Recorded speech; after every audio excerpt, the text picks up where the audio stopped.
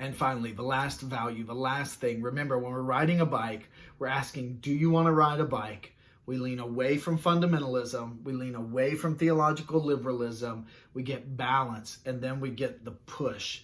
And the last push is really what all the other ones go. It sort of sums them all up, brings them all together. And it's this idea. It's that God is looking for heart transformation, not behavior modification. Heart transformation over behavior modification, reading the Bible, praying, sharing our story, becoming a follower of Jesus. All these things are great and beautiful, but they should be a reflection of our hearts being changed and not just of us doing Christianly sort of things. See, that's the gospel. God changes us. Philippians 2 says that we work out our salvation with fear and trembling as God is working in us, changing our desires and our behavior. So God is changing us.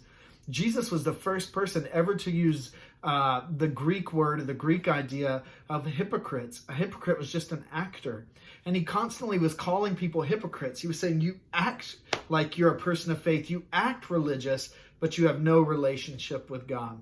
And the gospel calls us into relationship with a God who loves us just as we are, but loves us too much to let us stay that way. So let me just encourage us in this idea of balance. You can do all these things and still be so far from Jesus. You can know tons of Bible verses. You could pray like crazy. You could go to church. You could do all that stuff and not have a relationship with God. But you can't fake a relationship with God. When you have it, it changes everything. Your heart begins to change, and as your heart changes, the way you think changes, the way you talk changes, the way you act changes, your relationships change, the way you spend your money changes, the way you leverage your time changes, all for the sake of Jesus, because he is a treasure worth having. He's the best. He's the one that's worth everything, leaving everything behind for.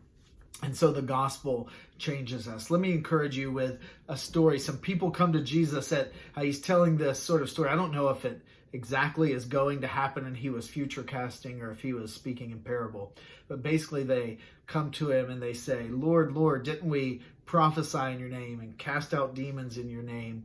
And he says, get out of here. I didn't even know you. It's possible to do religious things and not even know Jesus. And so ultimately the way we love God, the way we love one another, his people, the church, the way we love our community around us is a reflection of what's going on in our hearts. And we can fake it, but we can't trick God.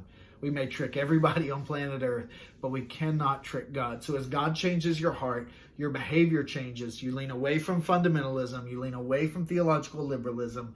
You find balance, and then you go. Go and run your race. God has created a race. He only made one you ever.